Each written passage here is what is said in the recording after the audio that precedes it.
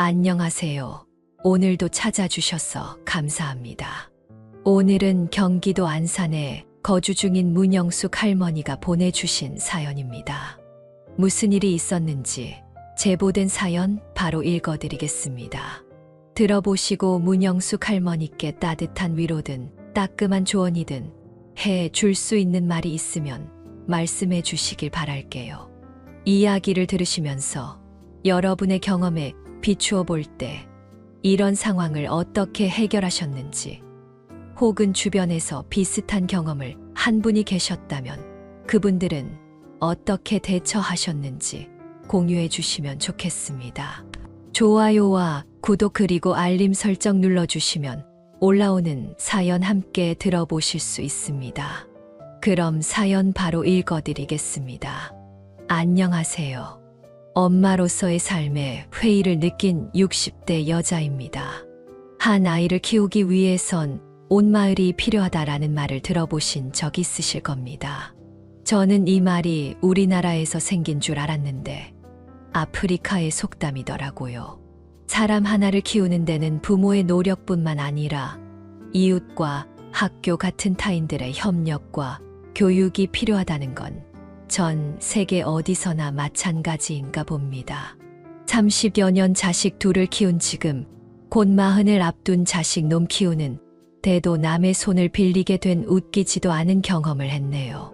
부끄럽고 지금도 마음 깊숙이 애들에게 미안하기도 하지만 젊었을 적 아들들을 제 손이 아닌 저희 어머니 손을 빌려 키웠습니다.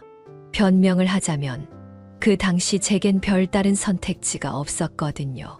28살 때 건설업체에서 일하던 남편이 도로 포장 작업을 하다가 롤러에 깔리는 사고를 당한 후 저는 혼자서 2살 터울의 아들 둘을 키워야 했어요. 원래도 넉넉지 못한 형편이긴 했지만 남편과 함께라면 가난도 이겨낼 수 있었습니다. 그런데 정신적인 버팀목이자 집안의 가장인 남편이 세상을 떠나니 저는 세상에 홀로 남은 것보다 더 막막한 고통을 겪어야 했죠. 아직도 기억이 납니다. 그 당시 애들을 맡길 곳도 없어서 어린 첫째 아들 손을 붙들고 둘째 아들을 포대기에 두른 채 연락을 받은 병원으로 간 그날이 말이죠. 간호사들이 제정신이 아닌 저를 붙들고 남편의 시신이 기계에 깔려서 아이들이 볼 수 없는 상태라며 아이들은 간호사분들에게 잠시 맡기고 남편을 마지막으로 보라고 하더군요. 그렇게 애들을 맡기고 나서 더 이상 눈을 뜨지 않는 만날 수 없는 남편을 마주했을 때 그나마 멀쩡하던 남편의 얼굴을 붙잡고 눈물을 흘리며 오열했습니다. 속으로는 어떻게 이렇게 날 두고 가냐 원망하고 싶기도 했습니다. 나 혼자 애들을 데리고 어떻게 살라고 하면서 말이죠. 하지만 저와 아이들을 두고 가는 남편의 마음도 편치 않았겠죠. 어린 자식들과 저를 두고 차마 하늘로 편히 가지 못할 그런 사람이라는 걸 알기에 그 어떤 원망도 입에 올릴 수가 없었습니다. 한순간에 남편을 잃은 저는 어머니께 아이를 맡기고 생활비를 벌기 위해 일했습니다. 다행히 지인 중 공장일로 잔뼈가 굵은 이모님이 있었기에 남편을 보낸 상처에 딱지가 앉을 틈도 없이 경제활동을 시작했죠. 처음 일했던 곳이 통영에 있는 굴 양식장이었거든요. 이모님께서 당장 가까운 곳에 자리가 안 났는데 아는 분이 그곳에서 반장으로 있다고 딱 3달만 거기서 일하고 그 후에 본인이 조금 더 편한 일자리를 알아봐 주신다고 하더군요.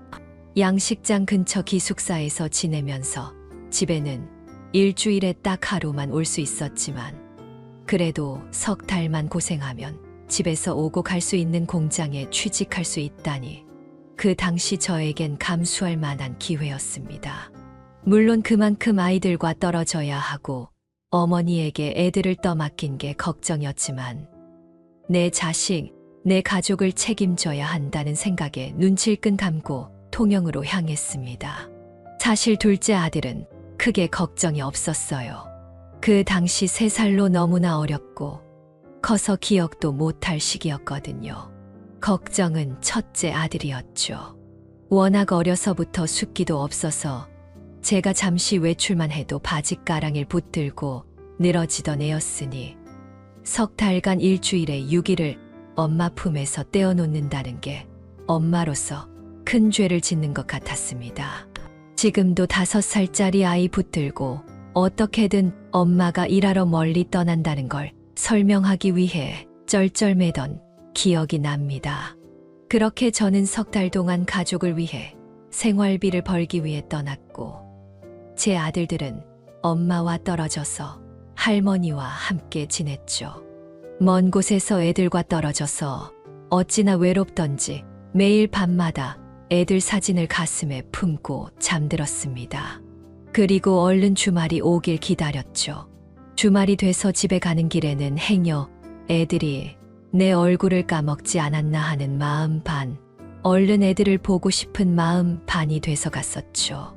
집에 가면 둘째 아들은 그래도 그 작은 머리에 엄마 얼굴에 대한 기억이 있는지 보자마자 아장아장 와서 안기더라고요. 그리고 첫째는 양식장에서 일하고 처음 집에 간 날 온종일 제게 안겨서 울었습니다. 저도 그런 아들과 함께 울었고요. 참 너무 미안하더라고요. 가장 엄마랑 붙어 있고 싶은 시기에 형편에 쫓겨서 애를 떼어놔야 한다는 제 현실이 비참하고 또 죄책감이 들기도 했습니다. 그래서 주말마다 집에 가면 애들을 옆구리에 끼고 살았어요. 딱 하루 쉬는 날 정작 쉬지도 못하지만 그래도 애들을 데리고 근처 공원에 산책이라도 나갔습니다. 그런데 그렇게 엄마한테 붙어 있고 제가 통영으로 떠나는 날마다 제 바짓가랑이를 붙잡고 늘어지며 가지 말라던 첫째 아들이 점점 무뎌지는 것 같았어요. 그때는 이제 애도 적응을 했구나 생각했는데 주말에 갈 때마다 할머니 뒤에 숨어서 제게 오지 않는 아이를 보며 충격을 먹기도 했죠. 이제 아이에게는 자주 보지 못한 엄마는 필요 없나 하고요. 어머니는 제게 얘가 원체 예민하니까 너무 걱정 말라고 하셨어요. 나중 되면 자식들은 나이가 들어 부모가 그때 어쩔 수 없이 그럴 수밖에 없었다는 걸 다 이해하게 된다고요. 그때는 그 말을 믿었습니다. 믿을 수밖에 없었죠. 그 말을 믿어야 제가 버틸 수 있었으니까요. 그런데 가족을 위해 했던 제 선택이 이런 결과를 낳을 줄은 몰랐네요. 저는 20년이 넘도록 총 5군데 공장에서 일했습니다. 양식장에서 석 달을 보내고 나서는 이모님이 소개시켜 주신 가죽 공장에서 일했고 그 후에 형편되는 대로 이곳저곳을 돌아다녔죠. 오랜 노동으로 인해 이미 30이 넘어서부터 손가락 마디마디 류마티스 관절염으로 고생을 했습니다. 스테로이드 성분의 약을 좀 오래 복용해서 손가락에 변형이 좀 왔는데 통증만 잡히면 그럭저럭 버틸만 했습니다. 무엇보다 울퉁불퉁해진 엄마의 손가락을 매만져주는 둘째 아들이 있었기 때문이었죠. 둘째 아들은 어렸을 때 제 손을 잡고 있는 걸 좋아했어요. 제 손을 가만히 보다가 엄마 손가락은 왜 이렇게 울퉁불퉁해? 라고 물은 적이 있었어요. 그래서 제가 씁쓸하게 엄마가 일을 많이 해서 그렇단다 라고 대답했죠. 아이들이 어렸을 때 꽃이나 풀을 따다가 돌멩이로 빻으면서 놀곤 했는데 하루는 날이 너무 좋아서 둘째를 데리고 공원에 나갔었어요. 첫째 아들은 집에 있겠다고 해서 둘째만 데리고 갔죠. 공원에 앉아서 둘째가 볼볼거리며 노는 걸 보고 있었는데 한창 풀과 꽃잎을 가져다 돌멩이로 빻던 둘째가 그걸 제 손가락에 가만히 발라주더라고요. 엄마 손가락 아픈 거 낫게 하려고 바르는 거야. 내가 만든 약이야. 그때 둘째 나이가 아마 6살인가 7살인가 그랬을 겁니다. 아무리 뼈와 근육이 변형될 정도로 일한다고 해도 어린 아들이 나를 이렇게 걱정해주고 생각해준다는 생각에 그래도 애들 곁에 있는 시간을 희생해 가족의 미래를 위해 돈을 번 걸 후회하지 않을 수 있었습니다. 종종 사춘기에 접어들 시기에 첫째가 제 가슴에 비수를 꽂는 말을 하곤 했지만 이것도 다 지나가겠거니 했죠. 수많은 공장을 돌면서 정착하지 못했어도 아들들이 나를 보고 웃어주는 한 번이면 힘든 것도 다 이겨낼 수 있었으니까요. 그러다가 딱 한 군데, 이곳에서 뼈를 묻어야겠다, 여기서 은퇴를 해야겠다 생각했던 곳이 있었어요. 40대 초반에 일했던 유리 공장이었는데 작은 공장이었지만 사람들도 좋고 조건도 좋아서 정착할 마음이 있었거든요. 무엇보다 제가 아들 둘을 키우는 미혼모라는 걸 안 공장 사장님과 함께 일하는 직원들이 저를 참 많이 도와줬죠. 특히 그 시기에 저희 어머니께서 돌아가셨는데 사장님과 직원들 모두 그날은 공장 문을 닫고 장례식장까지 와서 저를 위로해 줬습니다. 그런데 아쉽게도 공장 재정 상황이 안 좋아져서 문을 닫는 바람에 그만둘 수밖에 없었죠. 그 공장을 그만두게 된 건 여러모로 제게는 불운이나 다름없었네요. 정든 사람들과 헤어지고 처음으로 계속 일하고 싶던 직장에서 나오는 것도 힘들긴 했지만 그 후 옮긴 공장에서 평생 지울 수 없는 큰 상처를 얻게 됐거든요. 그 다음에 제가 간 곳은 섬유 공장이었어요. 집에서 좀 멀고 작업량이 많긴 했지만 다른 곳보다 수당이 높았어요. 그 시기 첫째 아들이 의대에 진학해서 등록금이 만만치 않았고 둘째 아들도 대학에 들어가서 돈이 이만저만 빠져나가는 게 아니었거든요. 아들들이 다 어렸을 때부터 공부를 곧잘 했기에 큰 도움을 못 줘도 걱정 없이 공부를 하게 하고 싶어서 거리가 어쨌든 하는 일이 어떻든 가리지 않고 해야 했습니다. 그런데 그렇게 일하게 된 곳에서 1년 좀 넘게 일했을 때 큰 사고가 났습니다. 공장에 화재가 발생한 거죠. 저를 포함한 8명의 노동자가 화상을 입었고 그중 제가 가장 크게 다치게 됐습니다. 얼굴을 포함한 온몸에 심재성, 2도 화상을 입게 됐어요. 어렸을 때 어른들이 불에 데이는 고통이 가장 큰 고통이라고 하셨던 말을 그때 알게 됐습니다. 엄살이라고 하실지 모르겠지만 저는 그날이 제가 죽는 날이라고 생각했어요. 화상을 입으면서 쇼크로 정신을 잃었는데 그 짧은 순간에 아들들 얼굴이 순식간에 지나가면서 나는 아직 갈 때가 아니다라는 생각을 했거든요. 첫째 아들은 의대만 6년 다녀야 했고 둘째는 대학에 입학한 후 동시에 공무원 준비도 하고 있었는데 내 자식들 나 없이도 잘 살 수 있는 모습 보고 눈을 감아야 마음 편히 남편 곁으로 갈 수 있었을 테니까요. 그렇게 정신을 잃고 병원에서 눈을 떴을 때 어렸을 때부터 잘 울지 않던 둘째가 눈물 범벅이 돼서 저를 보며 울고 있었고 그 뒤에 첫째를 봤을 때 아, 하늘이 내게 기회를 줬구나 싶더군요. 저승으로 끌고 가지 않을 테니 아들들과 함께 더 살라고 말이죠. 그 후 저는 1년 반에 걸쳐서 화상 수술만 5번을 받아야 했습니다. 등, 허리 쪽에는 3도 화상을 입어서 피부 이식까지 진행해야 했고요. 그리고 그때마다 둘째 아들은 학교까지 빠져가면서 제가 수술하는 날마다 함께 병원에 와주고 간병까지 해주었습니다. 다쳐서 애 학교까지 빠지게 만들었다는 생각에 미안하면서도 또 이래서 자식 낳아 키우는구나 싶은 흐뭇한 마음이 들기도 했어요. 첫째 아들은 워낙 의대는 공부량도 많고 곧 졸업을 앞둔 터라 많이 바빠서 첫 번째 수술 이후에는 같이 와주지 못했고요.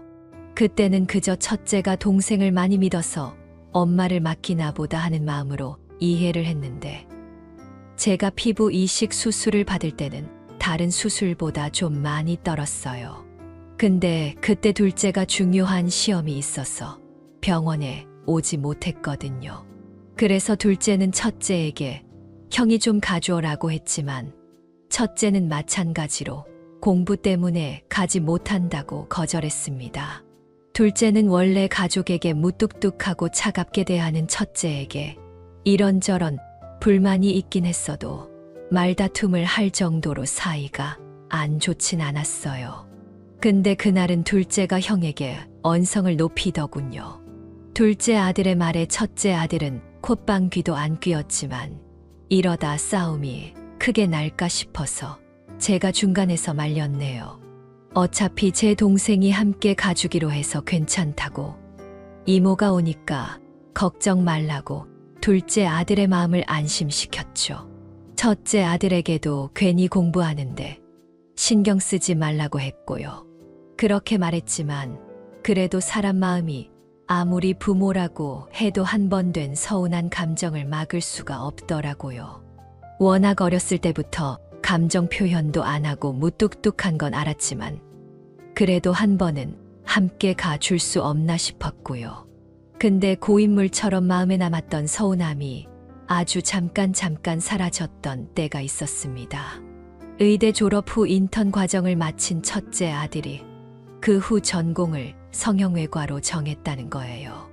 인턴 1년 후에 레지던트라고 전공의 4년 과정을 거치고 전문의 시험을 보게 되는 게 전공의 때 어떤 전문의가 될지 정하게 되거든요.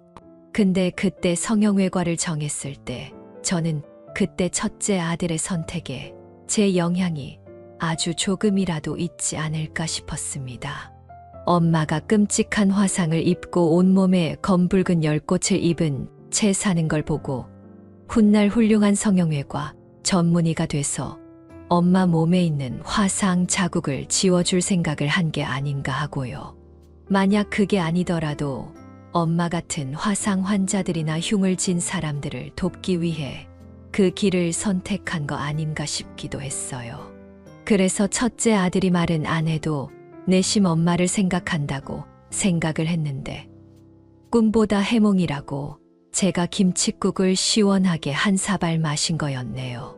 첫째 아들이 전공의가 되고 얼마 지나지 않아서 함께 식사하는 와중에 첫째 아들 얼굴이 많이 까칠해진 것 같아서 제가 많이 피곤하냐, 거기서 잘 챙겨 먹냐는 얘기를 했어요.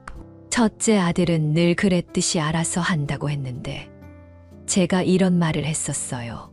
이렇게 열심히 일해서 나중에 성형외과 의사 선생님 되면 엄마 몸에 남은 흉터도 우리 아들이 지워줄 수 있겠네. 솔직히 정말 첫째 아들에게 수술을 받을 생각은 추호도 없었습니다.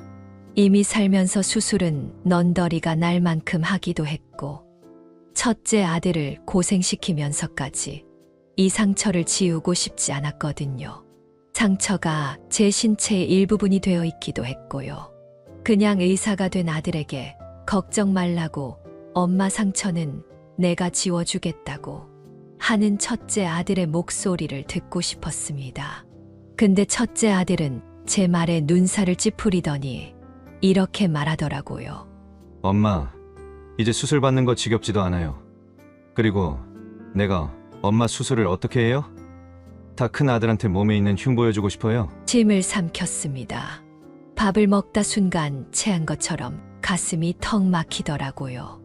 이게 정녕 내 자식 입에서 나온 소리가 맞나 싶더라고요. 전공의가 되고 일이 많아지고 공부할 것도 많아서 예민해지긴 했지만 그래도 이건 아니지 않나요? 둘째 아들도 그렇게 생각을 했는지 함께 식사를 하는 자리에서 젓가락을 탁 하고 식탁에 내려놓더니 그러더라고요. 말 한 번 정 떨어지게 한다. 말로만이라도 알겠다고 할 수 없냐? 부모 흉터 치료 하나 못 해줄 거면 뭐하러 의사하냐? 생판 남들 치료는 어떻게 하려고? 넌 모르면 가만히 있어. 원래 실력 좋은 외과의도 가족 수술은 집도 안 하는 법이야. 그럼 연줄 쌓아서 우리나라 최고 성형외과 의사 소개시켜줘서 엄마 흉터 치료해준다고 하던가. 사람 말이 다르고 다른데 말이 꼭 그딴 식으로밖에 못하냐고? 아들들이 나이를 먹어갈수록 이런 식으로 집안에 말다툼이 잦아지곤 했습니다.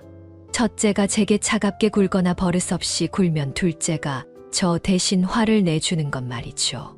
그래서 조금이라도 조짐이 보이면 아들들 입을 막아버렸어요. 괜히 저 때문에 형제 사이가 점점 틀어지는 걸 원치 않았거든요. 어쩌면 이렇게 덮어두고 가는 제 습관 때문에 첫째가 점점 차가워지고 이기적이기까지 한지 모릅니다. 제가 어렸을 때 첫째를 할머니 손에 맡기고 일을 했던 미안함과 죄책감 때문에 자식에게 강하게 하지 못하고 뭐든 넘어가곤 했으니까요. 근데 부모의 죄책감은 자식에게도 또 부모인 나 자신에게도 지독한 독이 되었습니다.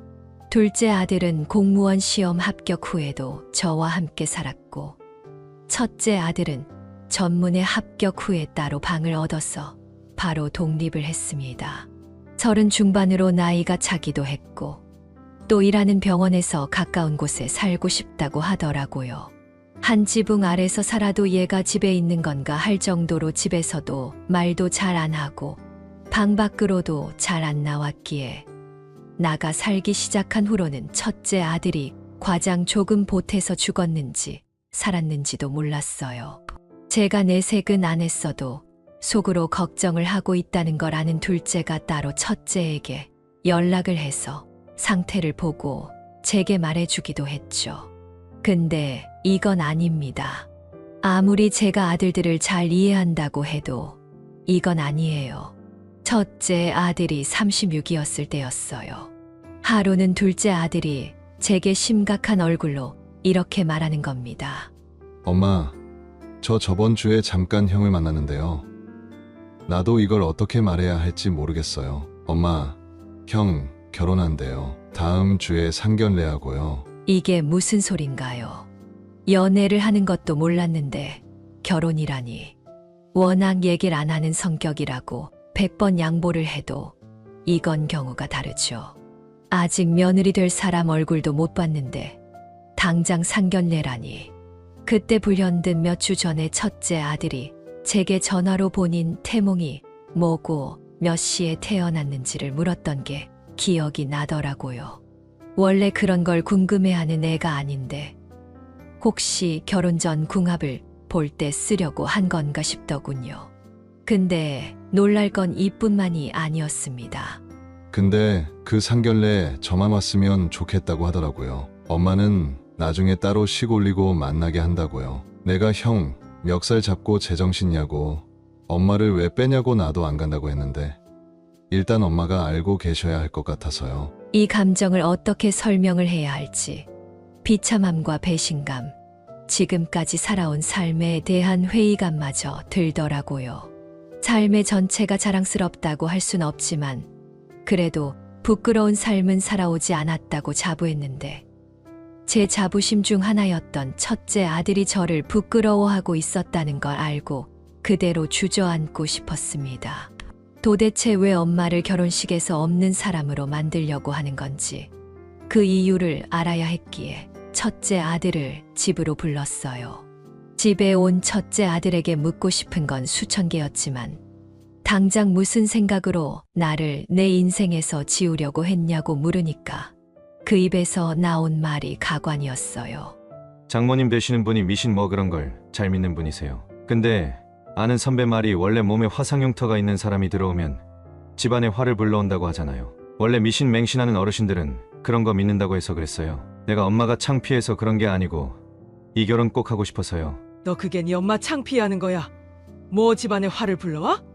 그래서 네 엄마 세상에 없는 사람 만들어서까지 그 결혼하고 싶다는 거냐? 그건 아닌데 혹시 모르잖아요. 혹시 그냥 조금이라도 잡음 나올 만한 거 미연에 방지한 거라고요. 그리고 세상에 없는 사람 안 만들었어요. 비약 좀 하지 마세요. 유정이나 장모님, 장인어른께 어머니가 당장 몸이 안 좋으셔서 만나지 못한다고 그렇게만 말했어요. 엄마, 나 결혼할 집안 장인어른이 중소기업 대표예요. 대표, 나 결혼만 하면 처가 돈으로 엄마 아들 병원 개업하는 것 시간 문제라고요. 정말 아들 위해서 이 정도도 못 해줘요? 네가 나한테 어떻게 이러니? 얘가 어쩌다 몸이 타들어가는 고통도 감수하고 이랬는데 너는 나한테 이러면 안 되지. 너는 내가 정말 이렇게까지 말 안 하려고 했는데 엄마, 부모면 그 정도는 당연한 거 아니에요? 세상에 낳아놨으면 자식을 위해서 그 정도 희생은 당연한 거 아니냐고요. 형 말 다 했어? 뭐 맡겨놨냐? 엄마가 몸이 부서져라 일한 덕분에 편하게 공부해서 의대 간 주제에 뭐가 당연한 거라고? 둘째 아들은 결국 화를 참지 못하고 첫째 아들의 멱살을 잡아 끌었습니다. 저는 그런 둘째를 말렸고 첫째에게 말했어요. 그래, 네가 그리 그 결혼하고 싶으면 이 엄마 세상에 없는 사람 만들어. 안 말릴게. 네 결혼식도 안 간다. 네가 원해서 구화되겠다는데 누가 말리겠니? 그 대신 앞으로 내 아들로서 뭐 하나 부탁하지 마라. 결혼 하나로 평생 자식들 위해 일한 나를 없는 사람 취급하는 아들. 나도 필요 없으니까 마음대로 네 인생 살아. 저는 절대 첫째 아들의 상견례에 참석하지 않겠다고 했습니다. 첫째 아들은 자기가 원하는 게 이루어졌음에도 뭐가 불만인 건지 아무 말도 하지 않고 불만인 얼굴을 하며 집을 나갔죠. 둘째는 형이고 뭐고 필요 없다고 저 자식 내가 가만 안 둔다고 했지만 저는 너라도 상견례 가족으로 참석하라고 했습니다. 그래도 미운 자식이라도 자식이라고 차마 상견례 혼자 보낼 수 없더라고요. 참, 이 정도면 중증이죠. 둘째에게 들은 상견례 날, 그냥 아무 생각도 하고 싶지 않아서 그날은 꼭두 새벽부터 일어나 대청소를 했습니다. 집안을 빡빡 닦으며 머리를 비웠어요. 저 없이 지처가 될 집안 사람들과 웃고 있을 첫째 아들을 생각하면 배앓이가 뒤집혔으니까요. 그런데 초저녁쯤 끝날 거라고 생각했던 상견례가 일찍 끝났더라고요. 제게 등 떠밀려 나간 둘째 아들이 집에서 나간 지 3시간 만에 잔뜩 굳은 얼굴로 돌아왔거든요. 한숨을 푹 쉬며 넥타이를 벗은 둘째 아들은 제게 참지 못했다고 하며 몇 시간 전 상견례에서 무슨 일이 있었는지 말했습니다. 그날 만난 사돈어른과 사부인 그리고 첫째 아들의 결혼 상대 모두 첫인상이 굉장히 좋았다고 하네요. 상식적이고 친절해서 고작 미신 하나로 제 화상 흉터를 운운하며 결혼을 반대할 것 같지 않았고 아무래도 형이 결혼 전 괜한 걱정을 했던 건 아닌가 싶었다고요.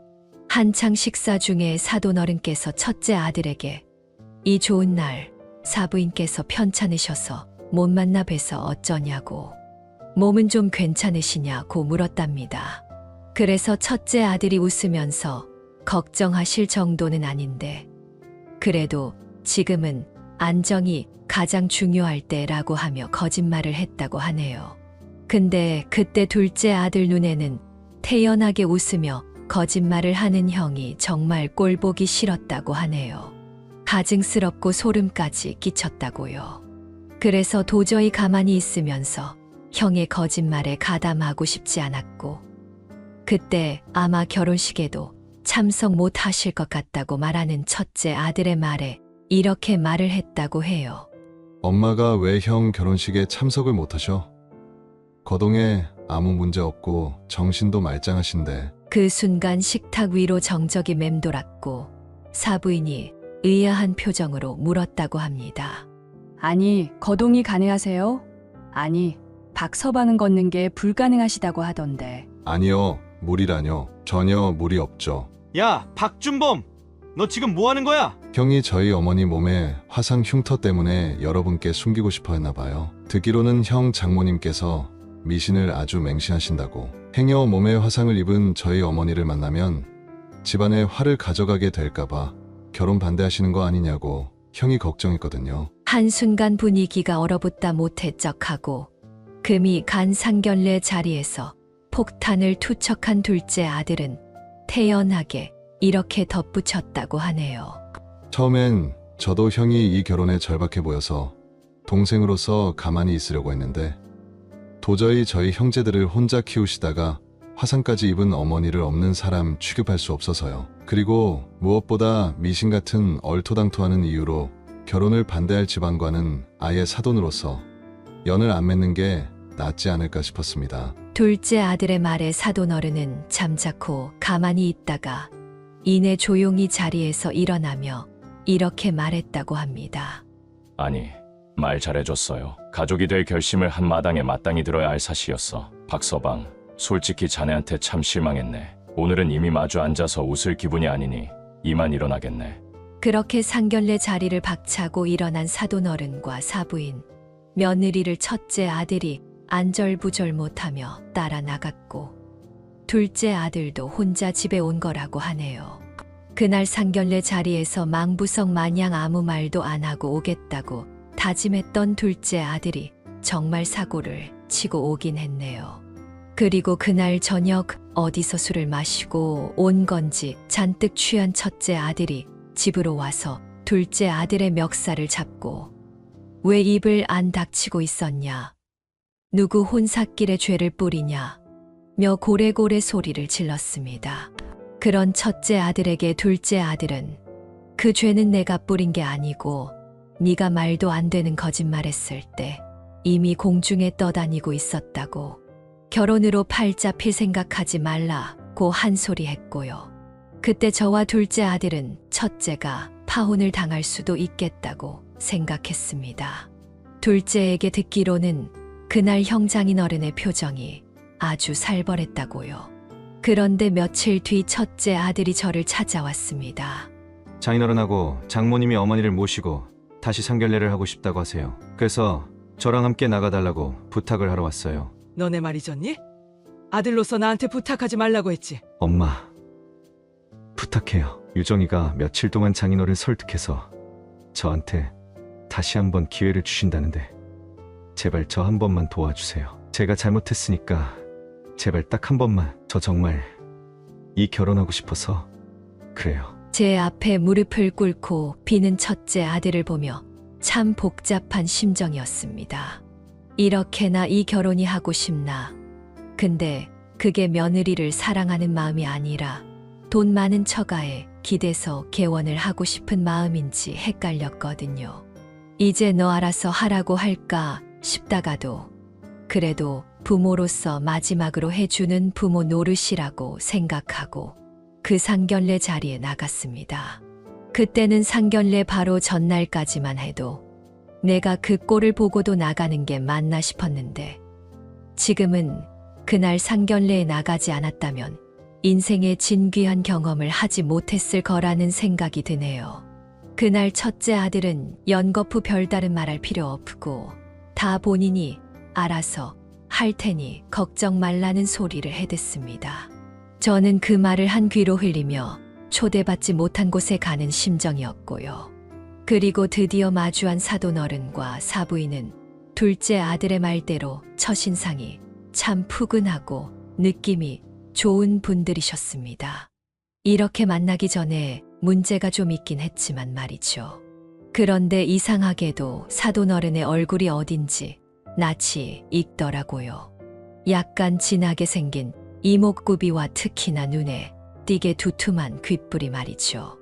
보면 볼수록 낯이 익어서 저도 모르게 빤히 바라보는데 사돈어른과 사부인이 제게 먼저 악수를 건네시며 인사를 하셨습니다.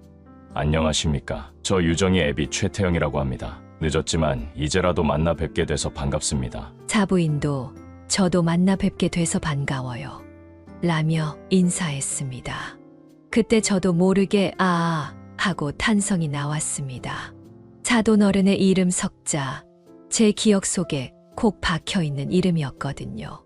그리고 그 이름을 듣고 나니 듣기만 했던 얼굴에서 명확히 예전에 제가 알던 그 모습이 보이는 겁니다. 살이 좀 찌고 머리가 하얗게 새긴 했지만 그 푸근하고 자신 있는 표정은 나이가 들어도 변하지 않았어요. 확신이 든 저는 무례를 무릅쓰고 음식이 나오기도 전에 사돈어른에게 물었습니다. 저 실례지만 사돈어른께서 지금 사업을 하신다고 들었습니다. 네, 맞습니다. 사업이라고 해도 뭐 건드릴 것 없이 작은 사무실이나 다름없습니다. 그럼 혹시 그 전에 공장 운영하시지 않았나요? 사돈어른은 웃으며 대답했습니다. 네, 맞습니다. 그 공장이 망해서 문 닫고 얼마 안 있어서 지금 회사 차려서 여주 버티고 있습니다. 아니, 사부인께서 뭐 관상 같은 걸 보시나요? 어떻게 제가 예전에 공장했던 걸 아셨나요? 저는 웃으며 대답했습니다. 당연히 알고 있죠. 사장님, 저 그 공장에서 일했던 문영숙이에요. 혼자서 아들 둘 키우던. 제가 앞서 정착을 하려고 생각했던 유리 공장이 있었다고 했죠. 거기는 소규모라서 일하는 직원 수가 적기도 했고, 또 공장 사장님도 직원들과 같은 작업복을 입고 함께 일해서 사장님과 직원들 간의 유대가 깊었거든요. 그런데 공장이 망하고 나서 연락이 끊겼던 사장님을 제 첫째 아들의 상견례 자리에서 만난 겁니다. 사돈으로 말이죠. 믿겨지시나요? 정말 운명이 다시 만나게 할 생각을 하지 않았다면 만나지 못할 확률인 게 아닌가 싶네요. 제가 그 자리에서 제가 누군지 밝혔을 때 사장님, 아니 사돈어른의 표정은 아직도 기억납니다. 얼굴에 진주름이 한 번에 쫙 펴질 정도로 눈도 입도 크게 뜨며 제 얼굴을 찬찬히 살피기 시작했고, 이내 감탄에 가까운 소리를 내셨습니다. 제가 그 공장에서 반장이었거든요. 직원 수가 적기도 했고 제가 반장이었어서 근 20년이 지난 그때도 저를 기억하고 계셨나 봅니다. 아니, 우리 문반장, 아니 사부인. 무슨 일이야? 어떻게 여기서 만나? 그런데 한창 이야기를 나누던 사돈어른이 갑자기 얼굴을 굳히더니 가만히 숨 죽이고 눈치를 보던 첫째 아들에게 눈을 돌렸습니다.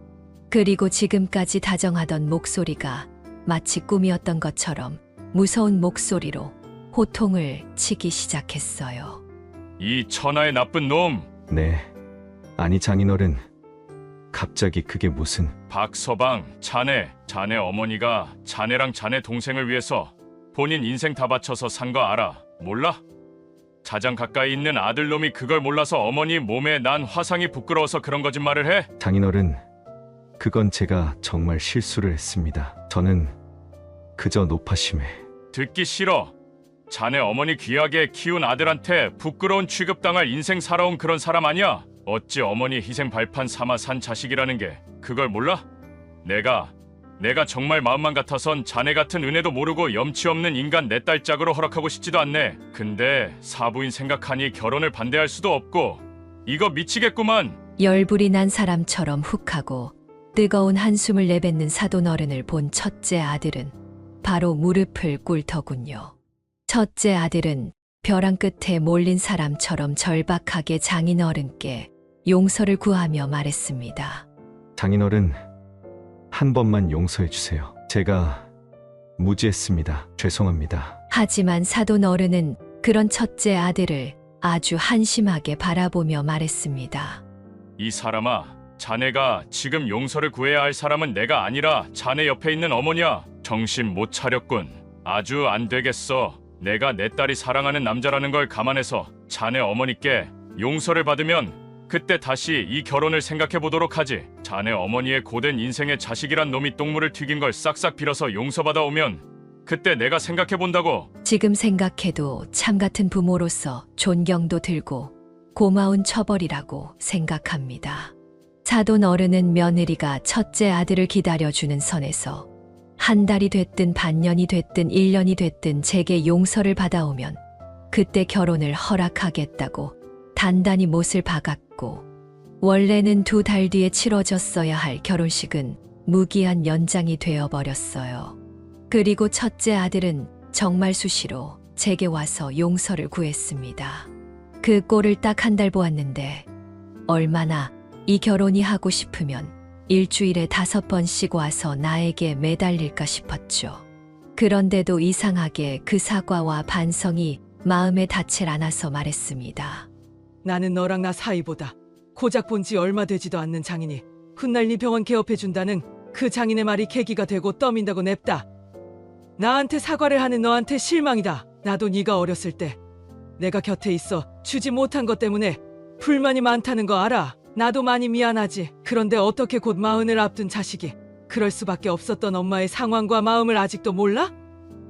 너 사춘기 때부터 나랑 말다툼하면 꼭 그 소리 했잖아. 엄마가 언제 내가 원할 때 곁에 있어 준 적 있냐고. 그런데 준영아, 엄마는 그때 그 조금이라도 너희 곁에 있으려고 그렇게 일했던 거야. 내 몸이 부서지든 손가락이 기형이 되든 상관없이 지금 돈을 안 벌면 나중에 더 니들 옆에 있을 수 없으니까 내가 몸에 불이 붙었을 때도 너희가 엄마한테 완전히 독립하기 전에 떠나는 거라서 내 새끼들 행여 엄마 죽음 때문에 더 우울하고 힘들게 살까 걱정했던 게 나야. 그런데 너는 엄마가 그렇게 입게 된 상처를 부끄러워하니 내가 떠받치고 있던 하늘이 무너지지 않고 배기겠어? 일단 내가 네 장인어른한테 가서 말하긴 하마. 결혼 허락해주라고. 그런데 나는 아직 널 용서 못하겠다. 시간이 얼마나 걸릴지는 모르겠지만 그래도 지금은 아니야. 어쩌면 이 몸에 있는 화상 흉터처럼 영원히 사라지지 않을 수도 있겠지. 지금은 그저 매일같이 네 얼굴 보기 불편해서라도 네 장인어른한테 가서 결혼 허락해달라고 하는 게 나을 것 같구나. 제가 말을 마쳤을 때 첫째 아들은 뭘 잘했다고 서럽게 울고 있더라고요. 애처럼 눈물을 도르륵 쉴 새 없이 흘리며 죄송합니다. 잘못했어요. 하면서 울더라고요.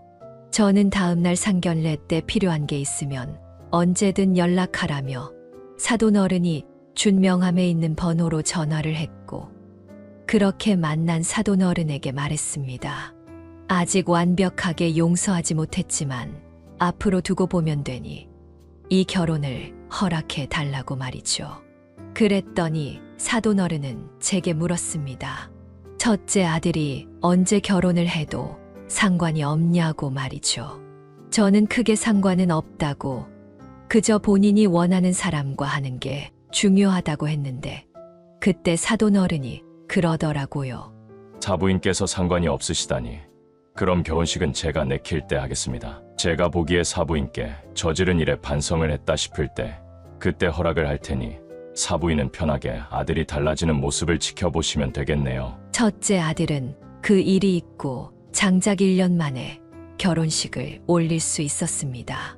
사돈 어른은 결혼 전까지 정말 수시로 제게 연락을 해서 요새 박서방이 뭐 힘들게 하는 건 없냐, 잘 지내냐, 이번 주에는 몇 번 얼굴 보러 오고 용돈은 좀 두둑이 주고 갔냐고 확인을 했습니다. 그나마 첫째 아들이 제 눈치를 보고 반성을 하고 있다는 걸 들었을 때도 영 탐탁지 않게 생각하던 사람이 끝내 결혼을 허락했던 건 사돈 어른도 부모이기 때문이겠죠. 딸이 그렇게 원하던 결혼을 끝까지 반대할 수 없었을 테니 말입니다. 그리고 첫째 아들은 반성의 시간 동안 제게 총 수십 통에 걸친 편지를 썼는데 거의 다 본인의 행동을 후회하고 죄송하다는 말뿐이었어요.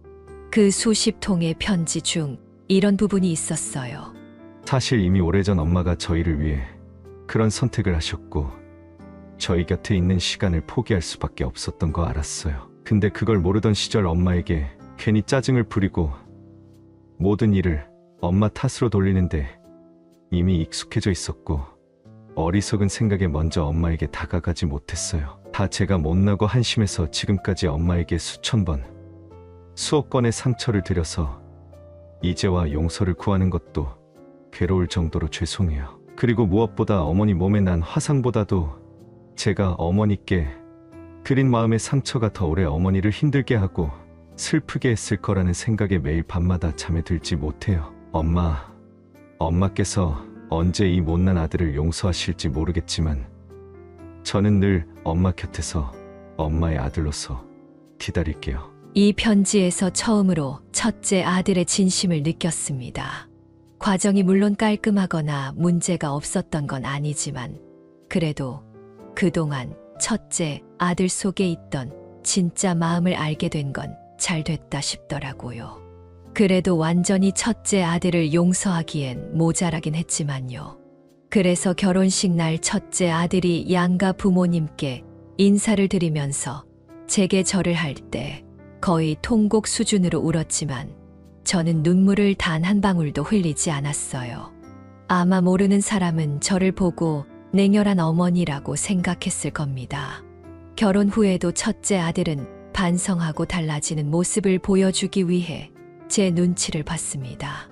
전에는 한 달에 한 번도 안 하던 안부 연락을 하루에 한 통씩 꼬박꼬박 하질 않나 꾸준히 제게 용돈을 보내고 저와 만날 약속을 잡으려고 하더라고요. 제가 찾아와도 한동안 문을 열어주지 않았거든요. 그런데 나중에 알고 보니 이것도 첫째 아들 혼자만의 행동은 아니었어요. 둘째 아들에게 듣기로는 며느리가 첫째 아들에게 조건을 걸었다고 해요. 본인과 결혼하고 1년 안에 제 용서를 받지 못하면 결혼을 무효로 하자고 말이죠.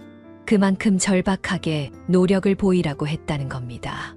그래서 둘이 혼인신고도 안 했대요. 제 용서를 들었을 때 혼인신고를 한다고요. 제가 이 말을 듣고 따로 며느리에게 나 생각해서 그럴 필요 없다고, 너희가 좋아서 한 결혼인데 나 신경 쓰지 말고 그저 둘이 알콩달콩 살라고 했거든요. 그런데 며느리는 고개를 젓더니 단호하게 말하더군요. 콩 심은 데 콩 나고 팥 심은 데 팥 난다고.